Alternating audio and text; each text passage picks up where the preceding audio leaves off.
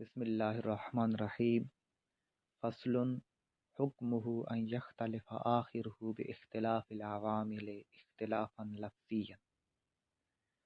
آج کا سبق شروع کرنے سے پہلے کل کے سبق میں سے ایک تصحیح فرما لیجیے۔ کل ہم نے اسی فصل کی پیچھے دو تین الفاظ پیچھے لوجود شبہ و یسمى متمکنا عبارت پڑھی تھی۔ یہ تصحیح فرما لیں کہ لوجود شبہ نہیں ہے لفظ، لوجود شبہ ہے، وجود شبہ ہے، اس لیے کہ شبہ مثل کو کہتے ہیں، کسی کے ساتھ کوئی مثل ہو، مثال کو شبہ کہتے ہیں۔ اور یہاں جو کہ مشابہت مقصود ہے، اور مشابہت کے لیے لفظ شبہ استعمال کیا جاتا ہے۔ بعض پرانی کتابوں میں لوجود شبہ لکھا ہوا ہے، اعراب بھی دیا ہوا ہے، شین کے نیچے کسرہ دی ہوئی ہے، یہ درست نہیں ہے، لوجود شبہ ہونا چاہیے۔ آگے نئی فصل شروع کر رہے ہیں، اس میں مورب کی تعریف وغیرہ انہوں نے بتا دی تھی، اب اس مورب کا حکم بتا رہے۔ حکمہ ان یختلف آخرہ باختلاف العوامل۔ اس مورب کا حکم یہ ہے کہ ان یختلف آخرہ، کہ اس مورب کا آخر بدلتا ہے۔ ہو آخر ہو میں ہو کی ضمیر جو ہے اس مورب کی طرف لوٹ رہی ہے، یعنی اسم مورب کا آخر تبدیل ہوتا ہے بے اختلاف العوامل، عوامل کے بدلنے سے۔ اسم مورب کا آخر عوامل کے بدلنے سے بدلتا ہے، اور یہ جو تبدیلی ہوتی ہے کیسی ہوتی ہے؟ اختلافا لفظیا، یا تو یہ بدلنا اختلاف لفظی ہوتا ہے۔ میں نے لفظ کی تعریف پیچھے کی تھی کہ ما یتلفظ بہ الانسان، انسان جس کا تلفظ کرے اس کو لفظ کہتے ہیں۔ تو لفظی جو اختلاف ہوگا یہ ہمیں لفظوں سے ہی سمجھ آ جائے گا، یعنی تلفظ کرنے سے ہی ہمیں پتہ چل جائے گا کہ یہ تبدیلی ہو رہی ہے، جیسے آگے مثال میں آ رہا ہے۔ نحو جاءنی زید ورأیت زیدا ومررت بزید۔ اب زیدن، زیدن، زیدن جیسے ہی پڑھا یہ اختلاف سمجھ آ گیا کہ عامل کے بدلنے سے مورب کا آخر بدل رہا ہے۔ آیا میرے پاس زید، میں نے زید کو دیکھا، میں زید کے پاس سے گزرا۔ او تقدیریا، یعنی یا تو یہ جو اختلاف ہوتا ہے، یعنی اس مورب کا آخر جو عوامل کے بدلنے سے بدلتا ہے، یہ بدلاؤ یا تو لفظی ہوتا ہے جیسے مثالیں گزر چکی ہیں، یا یہ تقدیری ہوتا ہے، یعنی فرض کر لیا جاتا ہے کہ جہاں پر یہ اعراب ہونا چاہیے تھا، جیسے جاءنی موسیٰ ورأیت موسیٰ ومررت بموسیٰ۔ میرے پاس موسیٰ آیا، میں نے موسیٰ کو دیکھا، میں موسیٰ کے پاس سے گزرا۔ اب جاءنی موسیٰ میں یہ فرض کر لیا گیا ہے، یہ تقدیری طور پر ہے کہ یہ مرفوع ہے۔ رأیت موسیٰ میں یہ فرض کر لیا گیا ہے کہ موسیٰ منصوب ہے۔ ومررت بموسیٰ میں یہ فرض کر لیا گیا ہے، یہ تقدیری اعراب اس کا یہ ہے کہ یہاں یہ مجرور ہے۔ الاعراب ما به یختلف آخر المعرب۔ اب اعراب بتائیں گے، یعنی اسم مورب کو بتا دیا، اب اعراب کے بارے میں بتا رہے ہیں کہ الاعراب ما، اعراب وہ شے ہے، اعراب وہ چیز ہے، بہی جس کے ساتھ یختلف آخر المعرب، مورب کا آخر بدلتا ہے۔ اعراب وہ شے ہے جس کے ساتھ مورب کا آخر بدلتا ہے۔ وہ کیا ہوتا ہے؟ کالضمۃ والفتحۃ والکسرۃ والواو والالف والیاء، وہ یا تو فتح ہوتا ہے یا کسرہ ہوتا ہے، ضمہ ہوتا ہے، فتح ہوتا ہے یا کسرہ ہوتا ہے۔ اس کی مثالیں جاءنی زید رأیت زیدا مررت بزید میں گزر چکی کہ جانی زیدن میں ضمہ آ رہا ہے، رأیت زیدن میں دال پر فتح آ رہا ہے، اور مررت بزیدن میں کسر آ رہا ہے۔ یا پھر یہ جو اعراب ہوتا ہے یہ واو کے ساتھ ہوتا ہے، الف کے ساتھ ہوتا ہے، یا کے ساتھ ہوتا ہے۔ ضمہ فتح کسرہ ان اعراب کو اعراب بالحرکت کہتے ہیں، واو الف یا کو اعراب بالحرف کہتے ہیں۔ ان کی مثالیں کیا ہیں؟ ان کی مثالیں سن لیجئے کہ جیسے کہا جائے کہ جا انی ابو کا، آیا میرے پاس تیرا باپ، جا انی ابو کا، رأیتو ابا کا، مررتو بے ابی کا۔ اب جا انی ابو کا میں واو کے ساتھ اعراب آ رہا ہے، واو دلالت کر رہا ہے اس کے مرفوع ہونے پر۔ پھر رأیتو ابا کا، یہاں الف کے ساتھ اعراب آ رہا ہے، تبدیلی ہو رہی ہے، یعنی یہ منصوب ہونے پر دلالت کر رہا ہے۔ ول یا مررتو بے ابی کا، اس میں یا کے ساتھ تبدیلی یا اعراب بتایا جا رہا ہے۔ تو بہرحال اعراب وہ ہوتا ہے کہ مورب کا آخر جس کے ساتھ بدلے، اور اعراب دو قسم کے ہوتے ہیں، اعراب بالحرکت، اعراب بالحرف۔ اعراب الاسم علی ثلاثۃ انواع، رفع و نصب و جر۔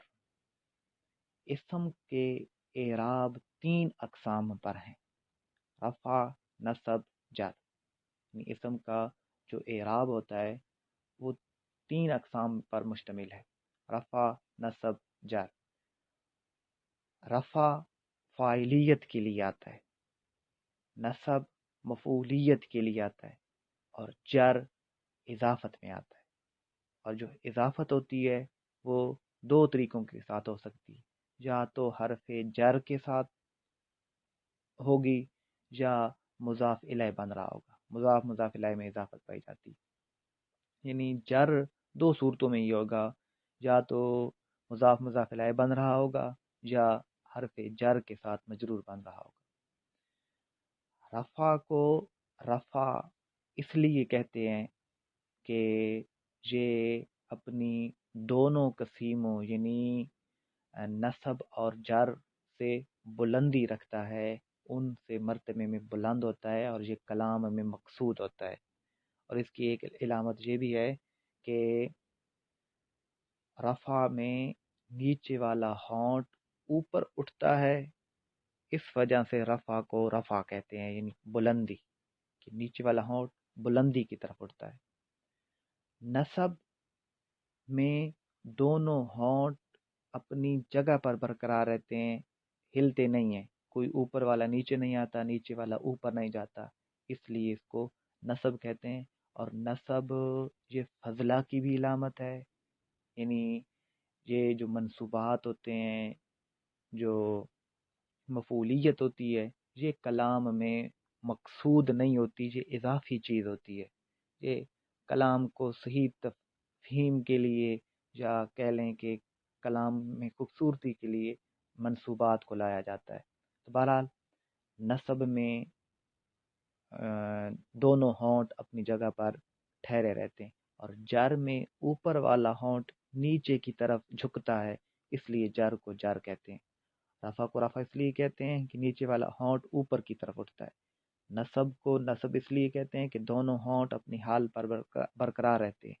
اور جر کو جر اس لیے کہتے ہیں کہ اوپر والا ہونٹ نیچے کی طرف جھکتا ہے، اور یہ جر فعل کو اسم کے قریب کر دیتا ہے، کی طرف جھکا دیتا ہے، اس لیے اس کو جر کا نام دیا جاتا ہے۔ تو میں نے رفع، نصب اور جر ان دونوں میں وجہ تسمیہ کی، رفع کو رفع کیوں کہتے ہیں، نصب کو نصب اور جر کو جر کیوں کہتے ہیں، دو وجوہات بتا دی۔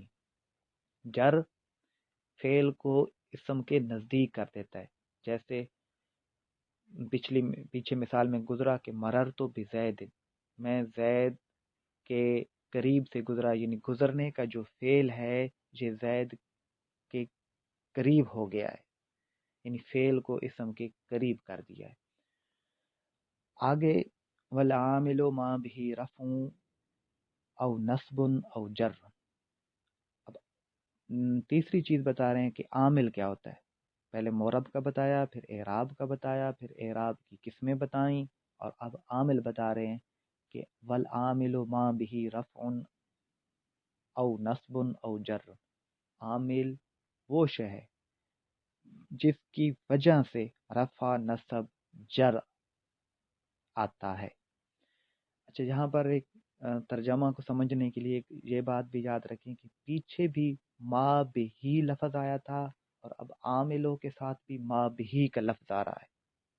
پیچھے آیا تھا الاعراب ما بہی والعامل ما بہی، وہاں معنی کریں کہ اعراب وہ شے ہے جس کے ساتھ، ما وہ شے، بہی جس کے ساتھ، جہاں والعامل اور عامل ما وہ شے ہے، بہی جس کی وجہ سے رفع، نصب اور جر آتے، تو پھر معنی کو سمجھنے میں آسانی ہوگی۔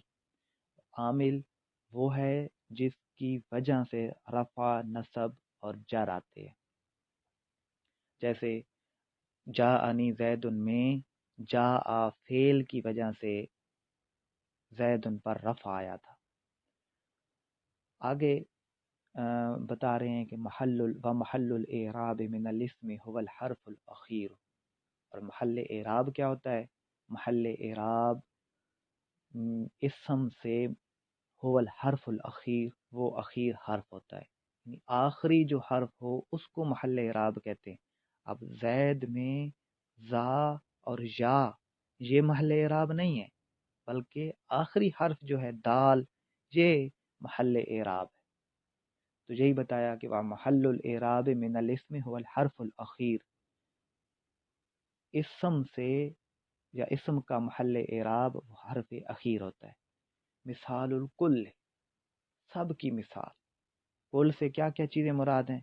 اسم مورب، پیچھے جن کا ذکر کیا ہے، مورب کا، اعراب کا، عامل کا اور محل اعراب کا، یہ چیزیں ذکر کی ہیں، تو اب ان چاروں کی مثالیں دے رہے ہیں۔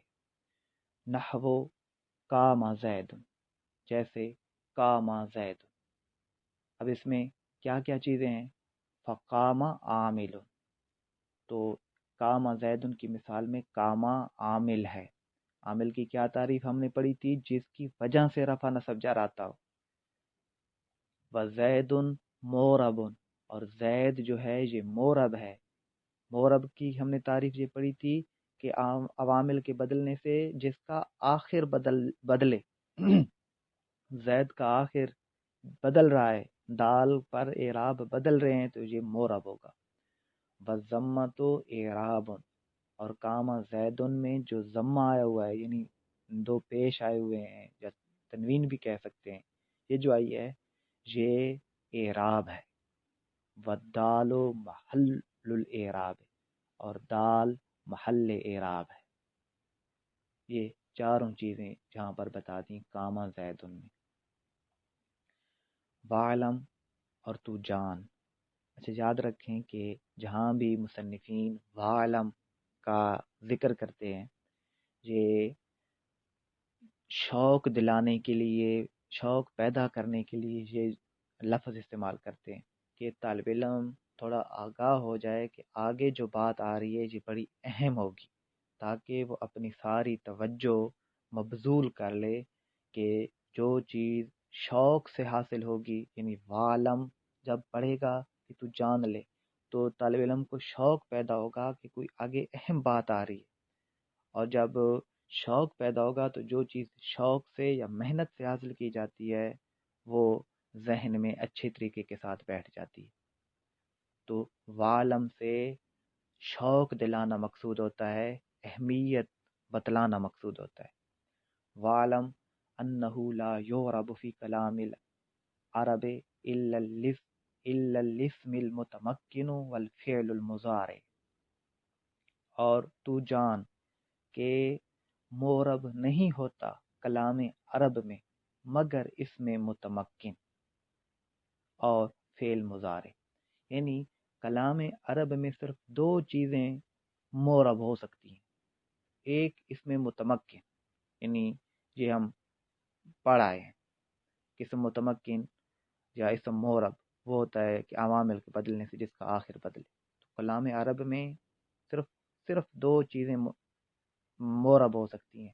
ایک ہے اسم متمکن، دوسرا ہے فعل مضارع.